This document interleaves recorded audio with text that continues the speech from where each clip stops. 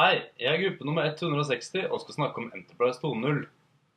Enterprise 2.0 er bruk av sosiale programvareplattformer i bedrifter eller mellom bedrifter og deres partnere og kunder. Konseptet er å bruke verktøy og tjenester som bruker Web 2.0-teknikker, som tagging, karakterer, nettverk og RSS-deling i sammenheng med virksomheten. Begrepet Enterprise 2.0 ble skapt av Andrew McAfee ved Harvard Business School i en artikkel i Sloan Management i 2006. Hans idé implementerer bruk av Web 2.0-teknikker i kommunikasjonen i bedriftens intranett. I tillegg til dette bruker organisasjoner og bedrifter dette verktøyet til å publisere og inkludere sine kunder og klienter til åpent å kommentere og diskutere innholdet. Enterprise 2.0-verktøy og tjenester bruker mange avanserte sosiale programvarefunksjoner, som for eksempel sosial bokmerking, linking, tagging, rating, brukerkommentarfelt og diskusjonsforum. Verktøyene inkluderer delefunksjon samt nettverksbygging. Dette for å invitere og oppmuntre andre deltakere til å se og være med. Historie.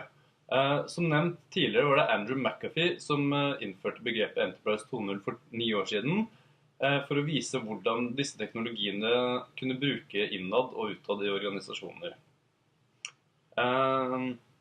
Fordeler. Nå skal vi gå litt nærmere inn på fordelene ved å benytte dette verktøyet. Det er bedre kommunikasjon og informasjonsdeling mellom brukerne. Du har raskere og enklere tilgang til bedriftens informasjon. Bedre kvalitet og mer nøyaktig selskapsinformasjon. Enkel og kostnadseffektivt. Varsling ved oppdatering. Og felles forretningsmuligheter for alle. En annen viktig fordel er kompetanseplattform. Et verktøy som kan være nyttig og svært effektiv for enhver organisasjon. Ved ulike problemstillinger kan en bedrift møte vanskelige utfordringer.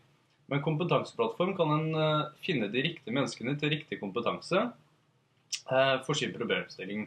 Et godt eksempel er LinkedIn. Det å søke etter profiler og kompetanse på nett vokser seg større og større. Denne metoden gjør at B2B-kontrakter blir lettere, problemstillingen løses raskere, samt at det gjør kontrakten mindre formell og trenger ikke nødvendigvis å være like planlagt som i samme grad som før. Denne produktiviteten utvikler organisasjoner og bygger nettverk. Bedriftsblogging. Litt sånn som privatblogg blogger også bedrifter. Dette er gjerne for at ledere skal nå ut til alle sine ansatte for å publisere nyheter og artikler. Eksempelvis bruker Google Inc. og Facebook denne metoden i sine egne selskaper. Framfor at alle må møte til et stort arrangement, bruker selskapene blogger både internt og eksternt. I tillegg til bedriftsblogging er blitt en del av de standard kommunikasjonsmetodene med både sine egne og kunder. Med funksjoner som kode, rating eller kommentarfelt er det enkelt for bedriftens ansatte å finne innhold samt data. Bedriftens wikier. Dette er en database eller hjemmeside som gjør at alle som bruker den har mulighet til å se, legge til eller endre. Dette gjør det lettere for fageksperter å kunne dele. Denne funksjonen kan brukes til å vurdere hvilke elementer i databasene som skal brukes videre. I likhet med blogging åpner dette verktøyet for en plattform for samarbeid og kommunikasjon. Intern sosialplattform. Denne sosialplattformen gir bedriftens ansatte et miljø å skape en virtuell form for å dele sine meninger, kunnskap og kompetanse om emner av interesse. Det tar gjerne for seg et bestemt tema, men omfavner ofte en rekke utvekslinger av bærekraftige ideer og forslager. Idéskapning. Virksomheter som bruker verktøy til å trekke til seg ideer.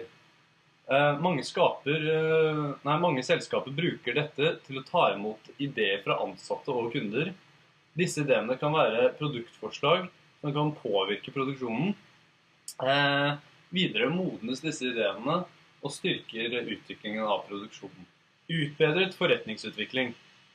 Dagens sosiale interaksjoner på nett har gitt enorm fart og er i dag på skala med Web 2.0-teknologier. Forretningsutviklingen blir betydelig forandret med tanke på tid og nøyaktighet. Dette fordi mange forretningsprosesser har informasjonsflyt mellom menneske til menneske. Ved å redusere tiden det tar fra person til person, er det stor produktgevinst. Samarbeidsverktøy og tjenester. I begynnelsen av Enterprise 2.0-strategier starter gjerne bedriften med bedriftsblogging. En ansatt publiserer en blogg på bedriftens intranett, der andre ansatte kan legge til og kommentere på innlegget, i tillegg til å abonnere på bloggens RSS-feed. RSS-feed oppdaterer de ansatte med nylige endringer eller artikkelen i bloggen. Når bloggen blir større, blir det gjerne utvidet for å tillate flere personer å bidra. Når antall bidragsytere vokser, kan det være nødvendig med en plattform for å ha flere hjemmesider som Wiki. Wiki er en gruppe websider som kan redigeres av hvem som helst som har tilgang til den. Wiki tillater vanligvis noen å opprette nye sider og vise og redigere eksisterende. Dette betyr at Wikien holder en revidert artikkel med tidligere versjoner av siden og eventuelt kommentarer gjort av personen som har gjort redigeringen. Dette gjør at den kan gå tilbake til tidligere versjoner om gal informasjon skulle bli publisert. Konferanser og meldingsverktøy.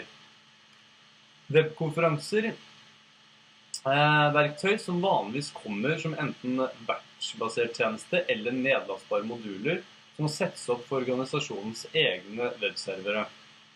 Felles for webkonferanser programvare er at de inkluderer lydbildefremvisning, real-time chat, VoIP og audio, videofunksjonalitet, tavler, skjermdelingstjenester og evne til å ta opp konferanser slik at den skal ses på igjen senere på et annet tidspunkt. Fallgruver for Enterprise 2.0. Det finnes dog bekymring rundt teknologier og verktøy i Enterprise 2.0.